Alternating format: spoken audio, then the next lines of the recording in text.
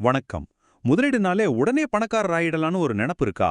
இன்னைக்கு நாம இந்த மாதிரி ஹைப் எல்லாம் தாண்டி உண்மையிலே செல்வத்தை எப்படி உருவாக்குறதுங்கிற ரகசியங்களை பத்தி பார்க்க போறோம். வாங்க ஆரம்பிக்கலாம். இந்த கேள்விக்கு என்ன பதில் சொல்லுவீங்கன்னு கொஞ்சம் யோசிச்சு பாருங்களேன். உங்க பணத்தை மளமளன்னு வளர்க்கறதுக்கு உதவுற அந்த ஒரே ஒரு சூப்பர் பவர் எது? ஸ்டாக் மார்க்கெட்டா, ரியல் எஸ்டேட்டா, இல்ல வேற எதுமா? பதில் நீங்க நினைக்கிறத விட ரொம்ப சிம்பிள், ஆனா ரொம்ப ரொம்ப பவர்ஃபுல். அந்த சூப்பர் பவர் வேற எதுவும் இல்ல, கூட்டு வட்டி தான். இதுதாங்க செல்வத்தை உருவாக்குறதுக்கான உண்மையான இன்ஜின். அதாவது இது வெறும் வட்டி இல்ல, வட்டிக்கு மேல வட்டி. உங்க அசல் பணம் மட்டும் இல்ல, அது சம்பாதிச்ச வட்டியும் உங்களுக்காக வேலை செய்ய ஆரம்பிக்கும். ஒரு சின்ன பனியுருண்டை மலையிலிருந்து உருண்டு வரும்போது எப்படி ஒரு பெரிய பனிச்சரிவா மாறுதோ, அதே மாதிரி தான் உங்க பணமும் பல மடங்கா பெருகும். சரி, நம்பர்ஸ் பொய் சொல்லாது இல்லையா? வாங்க பாப்போம். ஒரு $10,000 5% வட்டியில முதலீடு பண்றீங்கன்னு வச்சுப்போம். 10 வருஷத்துல பார்த்தா சிம்பிள் இன்ட்ரெஸ்ட்டுக்கும் காம்பவுண்ட் இன்ட்ரெஸ்ட்டுக்கும் பெரிய வித்தியாசம் தெரியாது. ஆனா அதே 50 வருஷம் கழிச்சு பாருங்களேன், சாதாரண வட்டியில உங்க பணம் வெறும் $35,000 தான். ஆனா கூட்டு வட்டியில $1,14,000 மேல, அடங்கப்பா 3 மடங்குக்கும் மேல வித்தியாசம். இதுதாங்க டைமோட பவர். இதுதான் கூட்டு வட்டியோட மேஜிக். உங்களுக்காக ஒரு சின்ன சீக்ரெட் ஃபார்முலா சொல்லட்டுமா? அதுக்கு பேரு ரூல் ஆஃப் 72. உங்க பணம் எப்போ டபுள் ஆகும்னு டக்குன்னு சொல்லிடலாம். 72 உங்களுக்கு கிடைக்கிற வருடாந்திர வட்டி விகிதத்தால வகுக்கணும், அவ்வளவுதான். உதாரணத்துக்கு உங்களுக்கு 8% ரிட்டர்ன் கிடைக்குதுன்னு வச்சுப்போம். 72 8ஆல வகுத்தா என்ன வரும்? 9, அவ்வளவுதான். கரெக்டா 9 வருஷத்துல உங்க பணம் டபுள் ஆகிடும். சிம்பிள் இல்லையா? ஓகே, கூட்டு வட்டியோட பவர் நமக்கு புரிஞ்சிடுச்சு.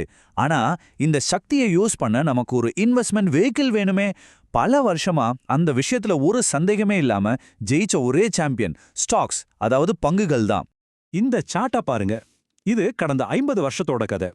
அமெரிக்காவோட 500 பெரிய கம்பெனிகளோட தொகுப்பு தான் S&P 500. பணவீக்கத்தை விட, ஏன் தங்கத்தை விட பல மடங்கு அதிகமா ரிட்டர்ன் கொடுத்திருக்கு. லாங் டேர்ம்ல இதுதான் உண்மையான சாம்பியன். இதுல எந்த சந்தேகமும் இல்ல. ஆனா ஒரு நிமிஷம், ஜெயிக்கவே முடியாத அந்த சாம்பியனே தோத்து போனா என்ன ஆகும்? கதையில இப்போ ஒரு ட்விஸ்ட் வரப்போகுது. ஏன்னா இன்வெஸ்டிங் பயணம் எப்பவுமே ஒரே நேர்கோட்டுல போகாது. இங்க தான் ஒரு பெரிய ஷாக் இருக்கு. 2000 இருந்து 2009 வரைக்கும் முழுசா 10 வருஷம் ஸ்டாக் மார்க்கெட்ல இன்வெஸ்ட் பண்ணவங்க பணத்தை சம்பாதிக்கல, இழந்தாங்க.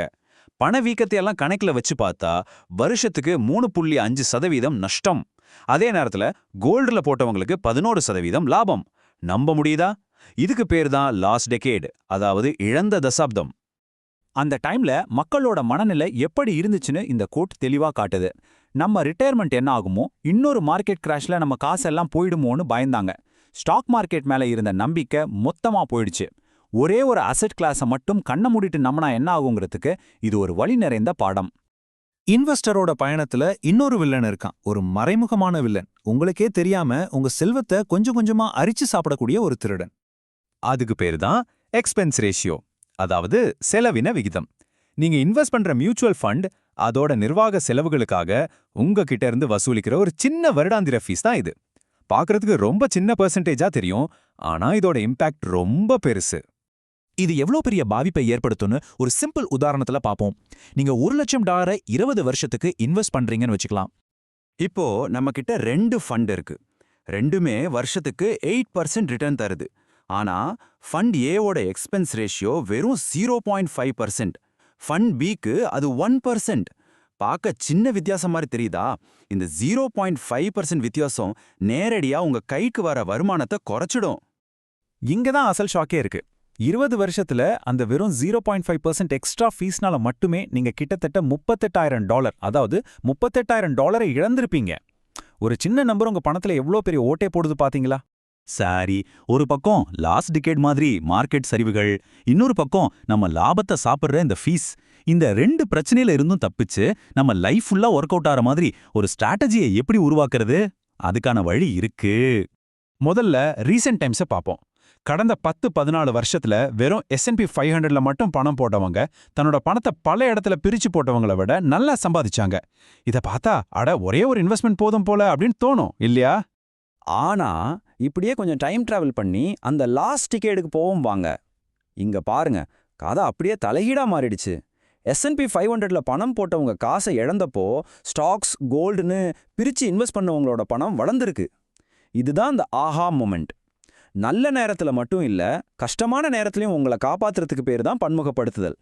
இது வெறும் லாபத்தை பத்தின விஷயம் இல்ல, பாதுகாப்பு பத்தியும் தான். மார்க்கெட் ரொம்ப மோசமா விழுந்தப்போ S&P 500ல இருந்த பணம் பாதிக்கு பாதி கரைஞ்சிடுச்சு. அதாவது உங்க 1 லட்சம் ரூபாய் 50,000 ஆயிடுச்சு. ஆனா டைவர்சிஃபை பண்ண போர்ட்ஃபோலியோ வெறும் 3ல ஒரு பங்கு தான் குறைஞ்சுது. இதுதான் உண்மையான சேஃப்டி. சோ இந்த முழு பயணத்திலிருந்து நம்ம கத்துக்கிட்ட முக்கியமான விஷயங்கள் என்னன்னா, 1 கூட்டு வட்டி தான் நம்மளோட அடித்தளம். 2 ஒரே ஒரு குதிரை மேல மட்டும் பந்தயம் கட்டாதீங்க, அது ஸ்டாக்ஸா இருந்தா கூட. 3 அந்த சின்ன சின்ன ஃபீஸை ரொம்ப கவனமா பாருங்க. கடைசியா பன்முகப்படுத்துதல்ங்கிறது ஒரு வெறும் வார்த்தை இல்ல, அது உங்க ஃபினான்ஷியல் ஃபியூச்சருக்கான ஒரு சேஃப்டி நெட். கடைசியா இந்த ஒரு கேள்வியோட நான் முடிச்சுக்கிறேன்.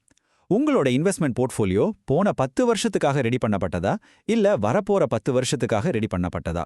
அதாவது முடிஞ்சு போன காலத்தோட வெற்றியை மனசுல வச்சு நீங்க முதலீடு பண்றீங்களா இல்ல இனிமே வரப்போற எந்த ஒரு சவாலையும் சந்திக்க தயாரா இருக்கீங்களா? யோசிச்சு பாருங்க.